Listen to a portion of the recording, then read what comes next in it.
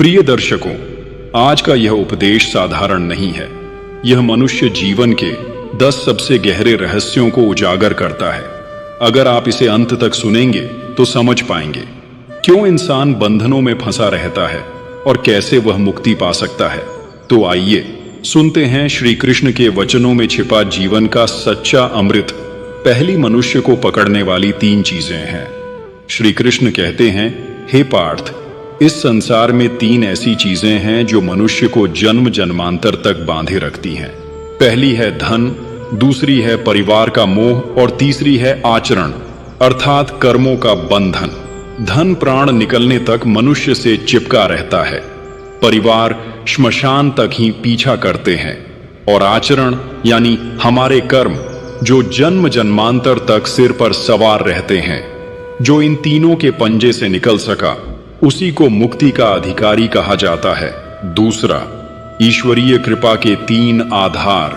हे अर्जुन, ईश्वर की कृपा 3 बातों से प्राप्त होती है।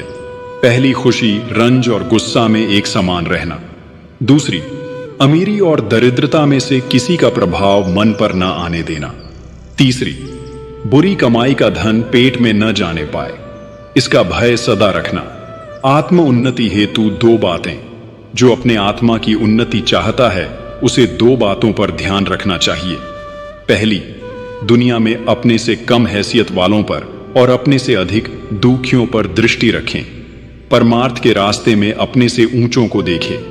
ऐसा करने से धैर्य में दृढ़ता आती है, मन में शांति रहती है और मुख से धन्यवाद निकलता है।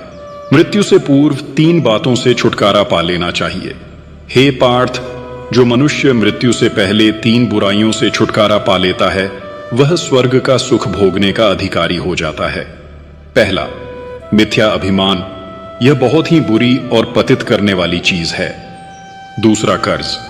शांति के इच्छुक को कर्ज लेने से जहां तक हो सके बचना चाहिए और यदि किसी कारणवश कर्ज हो गया तो जितना जल्दी हो सके, चाहे कितना ही कष्ट झेलना पड़े, उसे चुका देना चाहिए। तीसरी है धरोहर। यह भी कर्ज की भांति नरक में ले जाने वाली चीज है। धरोहर की एक भी कौड़ी का अपने खर्च में लाना यहां भी कानूनन जुर्म है और वहां भी गुनाह है, क्योंकि वह दूसरे की चीज है, उसके तुम मालिक नहीं हो। 4 बड़े ऊंचे गुण, भक्ति, संतोष, परोपकार और सहनशीलता। यह 4 बातें उसे मिलती हैं जिस पर ईश्वर का अनुग्रह होता है। ये बड़े ऊंचे गुण हैं। 1, भक्ति से भगवान प्रसन्न होता है। 2, संतोष से सुख और शांति मिलती है। 3, परोपकार निस्वार्थता के साथ हो तो इससे बढ़ाई मिलती है। और सहनशीलता तो इतना बड़ा ईश्वरीय गुण है कि इसको पाके मनुष्य देवताओं से भी ऊंचा बन सकता है। ये 4 चीजें जिसके पास हों वह कभी दुखी नहीं होता है। 1, सच्चाई। 2, ईमानदारी। 3, शिष्टाचार का स्वभाव और 4, नेक कमाई या परिश्रम का पैसा, इससे बड़ी बरकत होती है।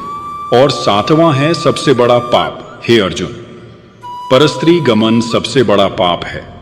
इस पाप को करते ही हृदय पर पर्दा आ जाता है, वहां से प्रकाश हट जाता है, अंधकार भर जाता है और साधक की करी कराई मेहनत सब बर्बाद हो जाती है। 3 त्यागने योग्य गुण। 1, लोभ। 2, तृष्णा। 3, स्वार्थ।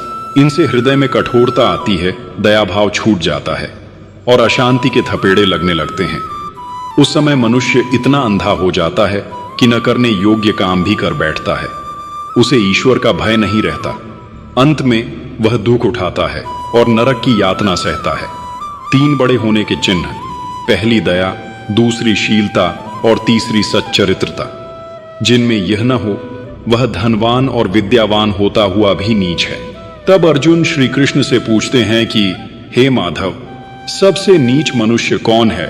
श्री कृष्ण कहते हैं, सबसे नीच मनुष्य वह है जिसमें बुराई करने की आदत हो और उसके स्वभाव के कारण लोग उससे पास आने और बात करने से भी भय खाएं, तो समझ लो कि वह सबसे नीच मनुष्य है। साथियों, ये सभी उपदेश हमारे व्यवहारिक जीवन से संबंधित हैं। ये उपदेश भगवान श्री कृष्ण के महावाक्य है। ये हम जैसे साधकों और जिज्ञासुओं के लिए आधार स्तंभ हैं। जिन पर चलकर हम अध्यात्म क्षेत्र की जटिलताओं और बंधनों को आसानी से दूर कर सकते हैं और मुक्त जीवन प्राप्त कर सकते हैं। इन्हीं सिद्धांतों से हमारा वर्तमान और भविष्य दोनों सुरक्षित हो सकते हैं। अर्जुन, तूने अभी सुना कि मनुष्य किन किन बातों से बंधा रहता है और कैसे उनसे मुक्त हो सकता है, परंतु यह जान लेना भी आवश्यक है कि मुक्ति पाने के बाद आत्मा ईश्वर तक कैसे पहुंचती है। तू सोच सकता है, यदि भगवान है तो हमें दिखाई क्यों नहीं देते? हम साधना करते हैं, भक्ति करते हैं, फिर भी उनका प्रत्यक्ष अनुभव क्यों नहीं होता? और जो महापुरुष कहते हैं कि उन्होंने ईश्वर का साक्षात्कार किया है, तो आखिर वह संभव कैसे हुआ? अर्जुन, तेरी यही जिज्ञासा किसी काल में एक नवयुवक को भी हुई थी। वह एक महात्मा के पास गया और विनम्र भाव से 3 प्रश्न पूछे। अब ध्यानपूर्वक सुन। उस महात्मा का उत्तर जीवन और आत्मा के रहस्यों को खोल देता है। एक समय एक नवयुवक ने किसी ऐसे महात्मा का नाम सुना जिन्हें ईश्वर का साक्षात्कार हो चुका था। उसकी इच्छा हुई कि उनसे मिलूं और ईश्वर के संबंध में अपनी धारणाओं को साफ कर लूं। बस इसी भाव से वह उनके पास गया। प्रातः का समय था। महात्मा अपनी मौन मुद्रा में बैठे हुए थे। इसने जाकर उनके चरणों में प्रणाम किया और उनसे कुछ दूर विनम्र भाव से बैठ गया। महात्मा कुछ देर मौन रहे, फिर बोले, भाई, कुछ कहना चाहते हो क्या? वह बोला, हां प्रभु, यदि आज्ञा है तो कुछ पूछूं। स्वीकृति पाकर बोला, मैं एक तीव्र इच्छा लेकर आया हूं। मुझे कुछ भ्रम है, उन्हें आप दूर कर दीजिए। प्रथम प्रश्न। प्रथम तो कृपा करके मुझे यही बतलाइए कि हर मनुष्य ईश्वर का नाम लेता है, उसकी ओर संकेत करता है, वह यह भी कहता है कि ईश्वर से डरो, तो क्या वास्तव में ईश्वर है? यदि वह है तो सबको दिखाई क्यों नहीं देता? द्वितीय प्रश्न। मैं बहुत प्रयत्न करता हूं, बारीक से बारीक वस्तु देखता हूं, परंतु ईश्वर को नहीं देख पाता। इसका क्या कारण है? तृतीय प्रश्न। यह है कि जिन्होंने उसे देखा है, किन उपायों से देखा है, अर्थात मुझे उसके दर्शन के लिए क्या करना होगा? महात्मा बड़े हंसमुख थे। उसकी बातों पर बिगड़े नहीं, तुरंत उठकर भीतर चले गए और एक प्याले में दूध भरकर उसके सामने ले आए। पूछा, मेरे हाथ में क्या है? उसने कहा, महाराज, प्याला है। इस प्याले में क्या है? कहने लगा, दूध है। अब यह बतलाओ कि इस दूध में शक्कर मिली है या नहीं? दूध मीठा है या फीका? वह चुप हो गया। बोला, भगवान, इस बात को नेत्र तो नहीं बता सकते, जिह्वा बता सकती है। आप आज्ञा दें तो छक्कर बताऊं। महात्मा ने कहा, हां, दूध पी जाओ। पीकर बोला, दूध बहुत मीठा है, थोड़ा थोड़ा गर्म है। पीकर आनंद आ गया, मेरी तृष्णा भी शांत हो गई। महात्मा ने कहा, तुमने प्याला और दूध किससे देखा? वह बोला, नेत्रों से। फिर मीठा किससे देखा? कहा, जिह्वा से। तीसरी बात यह भी बतलाओ कि तुम्हें जो इसके पीने से तृप्ति या तृष्णा शांत हुई, वह किस इंद्रिय ने जानी? उस तृष्णा का कष्ट किस इंद्रिय को था? आंख को था या कान को, हाथ को था या जिह्वा को? भूख किस इंद्रिय को लग रही थी और शांति किस इंद्रिय को मिली? वह कुछ ठीक से बता न सका। तो फिर महात्मा ने ही उत्तर दिया, सब वस्तुओं को नेत्र नहीं देख पाते, नेत्र केवल रूप को देख सकते हैं। ये अग्नि तत्व के हैं, रूप को ही जान सकते हैं। वह किसी वस्तु की आकृति और रंग बता सकते हैं। जिह्वा उसके रस का स्वाद बता सकती है। नासिका गंध को और कान शब्दों को सुनकर बताते हैं। तुम किसी को नेत्रों से न देख पाओ, परंतु उसकी वाणी सुनकर बता सकते हो। इस प्रकार यह 5 तत्व, पृथ्वी, जल, अग्नि, वायु और आकाश, और 5 ही इंद्रियां हैं जो ज्ञान देती हैं। वह इंद्रियां संबंध रखती हैं। वह क्रम से नासिका, जिह्वा, नेत्र, त्वचा, स्पर्श और श्रवण है। अर्थात नासिका से पृथ्वी तत्व की तन्मात्रा गंध को, त्वचा से वायु अर्थात स्पर्श को, और श्रवण से आकाश का सूक्ष्म तत्व शब्द का अनुभव कर सकते हो, परंतु अभी आत्मा का तत्व बहुत आगे है।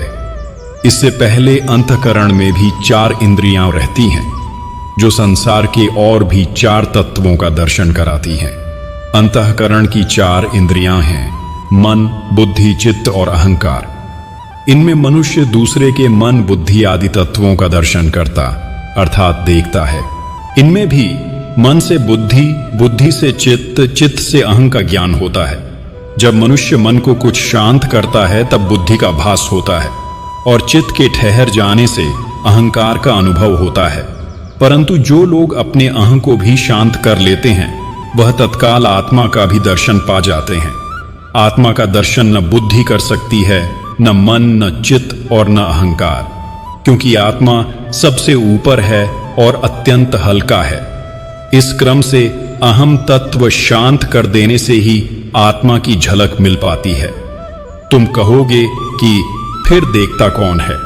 आत्मा को हमारे अंतर का वही जीव जो उसका अंश है देखता है। जब तक जीवात्मा अपने स्वरूप को नहीं जान पाता तब तक वह पूर्ण सुखी नहीं होता। इसीलिए जीव आत्मा का अर्थात अपना दर्शन चाहता है। तुम अवश्य कहोगे कि जब दोनों ही आत्मा हैं तब फिर भेद क्या है? एक दुखी और दूसरा पूर्ण शांत क्यों है? वास्तव में जीवात्मा और आत्मा में कोई भेद नहीं है। जैसे समुद्र और उसकी तरंग में कोई अंतर नहीं है, परंतु समुद्र अनंत है, लहर एक आकार में है, उसका रूप है। ऐसे ही आत्मा सर्वोत्तम है, जीव तत्वों में फंसा हुआ है। जब वह इन तत्वों को जान जाता है और इनमें रहता हुआ अपने पूर्ण स्वरूप आत्मा को देखता है तो पूर्ण हो जाता है। उसी को मुक्त पुरुष कहते हैं। और जो इस ज्ञान को नहीं जानता वही जीव जीवात्मा कहलाता है। जो गुण आत्मा में है वही जीव में भी है। जीव भी चेतन है, अमल है, आनंद युक्त है, परंतु अज्ञान के कारण बंधा हुआ दुख पाता रहता है। लोग जीव और ईश्वर का भेद पूछते हैं, उसे समझना चाहते हैं, परंतु जब तक उसे देखेंगे नहीं समझेंगे कैसे? कुएं के मेढक को कोई समुद्र का ज्ञान कुएं में कैसे करा दे? यदि कोई निकालकर उसे समुद्र में पहुंचा दे तो फिर वह स्वयं ही जान जाएगा कि समुद्र और कुएं के जल में क्या अंतर है। पानी में अंतर नहीं, उसकी महानता में अंतर है। कुएं का जल भी समुद्र का अंश है, परंतु वह महत्ता, वह लहरें उसमें नहीं है। यह सब सुनकर नवयुवक बड़ा प्रसन्न हुआ। नवयुवक ने पूछा, महाराज, क्या इसके लिए घर गृहस्थी का त्याग करना होता है? जो लोग युवावस्था में ही सन्यासी बन जाते हैं वह कहां तक ठीक करते हैं? गृहस्थ और सन्यास। महात्मा बोले, बहुत से लोग ईश्वर दर्शन के लिए घर के बच्चे, स्त्री, धन आदि त्याग कर जंगल में चले जाते हैं।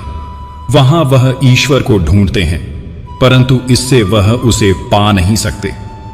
ऐसे लोग अपने को विरक्त कहते हैं।